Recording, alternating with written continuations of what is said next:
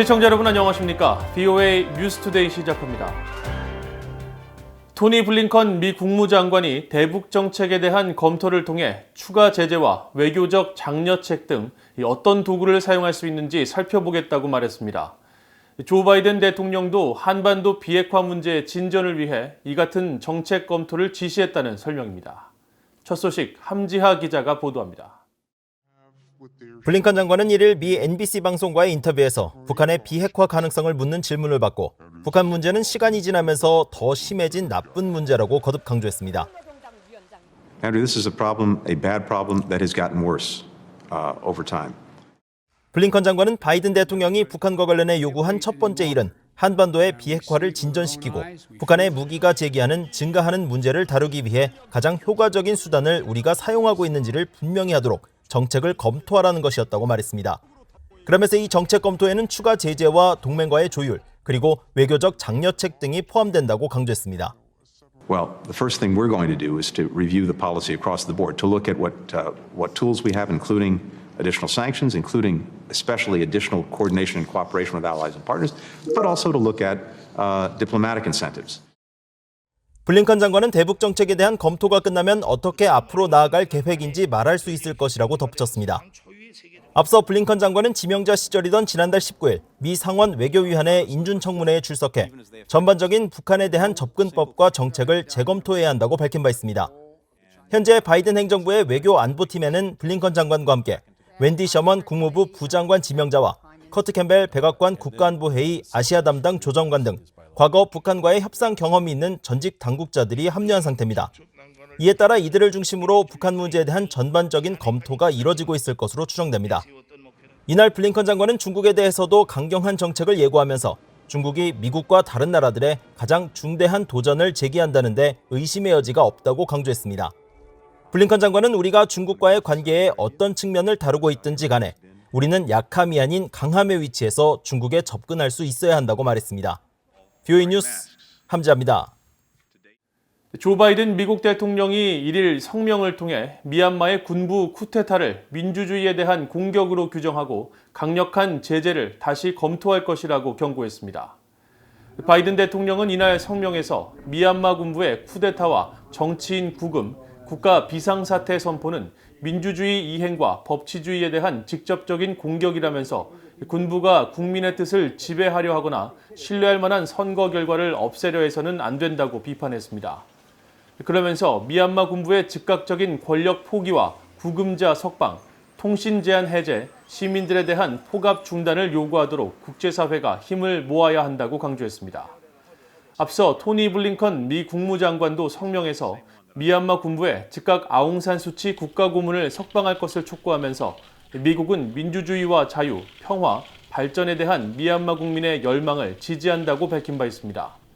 미첼 바첼레트 유엔 인권 최고대표도 1일 성명을 통해 군부 쿠데타에 심각한 우려를 나타내고 민주주의와 인권 개선에 대한 미얀마 내 성과가 사라지는 것을 막기 위해 국제사회가 행동에 나서야 한다고 촉구했습니다. 유엔 인권 최고대표 사무소가 최근 유엔 인권이사회에 제출한 보고서에서 북한 내 인권 침해 가해자들에 대한 국제사회 책임 추궁을 거듭 강조했습니다. 국제 형사재판소 등에 대한 회부가 지연될 경우 먼저 피해자들이 사는 국가 내 법 체계를 통해 가해자들에게 책임을 묻는 방안도 제시됐습니다. 김영교 기자가 보도합니다. 유엔 인권 최고대표 사무소는 지난달 유엔 인권이사회에 북한의 책임 추궁을 촉진한다는 제목의 보고서를 제출했습니다. 유엔 인권 최고대표 사무소는 최근 웹사이트를 통해 공개한 이 보고서에서 유엔 회원국들이 북한 내 심각한 인권 침해에 연루된 사람들에 대한 책임 추궁을 위해 유엔 안보리가 이 상황을 국제형사재판소 ICC에 회부하는 방안을 고려해야 한다고 밝혔습니다. 또 국제형사재판소 회부가 여의치 않을 경우 특별재판소를 세우는 등 국제적인 차원에서 이 문제를 다뤄야 한다고 강조했습니다.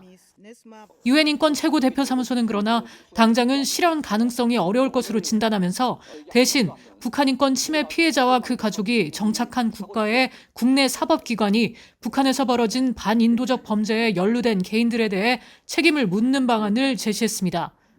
또 해당 국가의 정부와 사법기관은 정의를 실현하고 피해자들의 권리를 바로 세우기 위해 국내법의 틀 안에서 국제범죄를 조사할 수 있는 가능한 한 모든 방안을 검토할 것을 권장했습니다.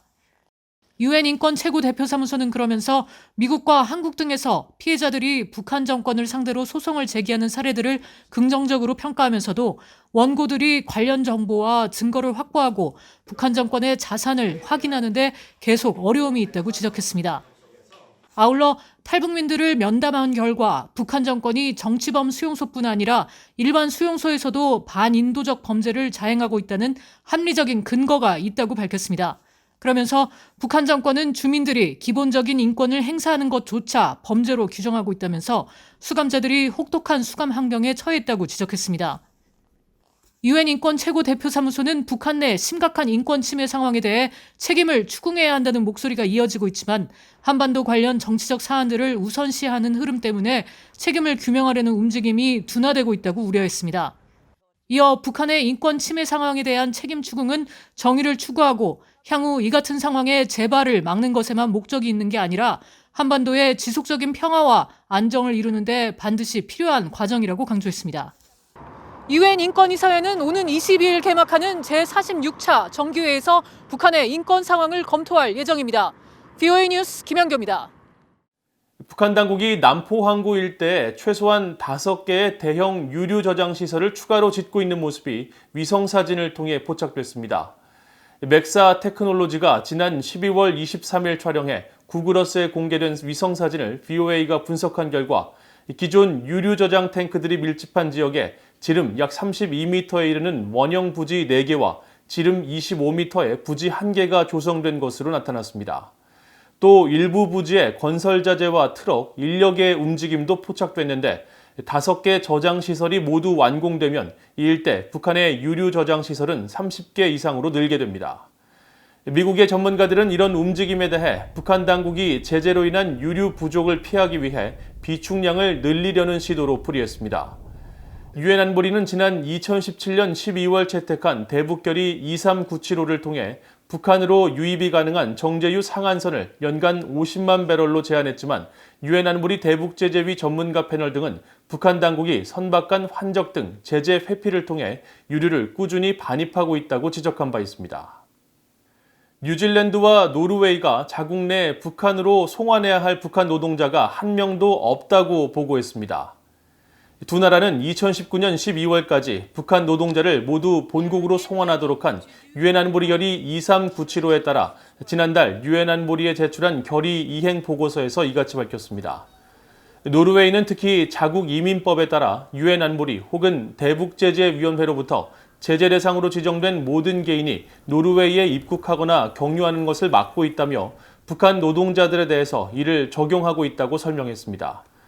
유엔 안보리 대북제재위원회는 북한 노동자 송환 이행 보고서를 제출한 나라가 1월 21일 현재 66개 나라라고 밝혔습니다. 이상으로 VOA 뉴스투데이를 모두 마칩니다. 시청해주신 여러분 고맙습니다.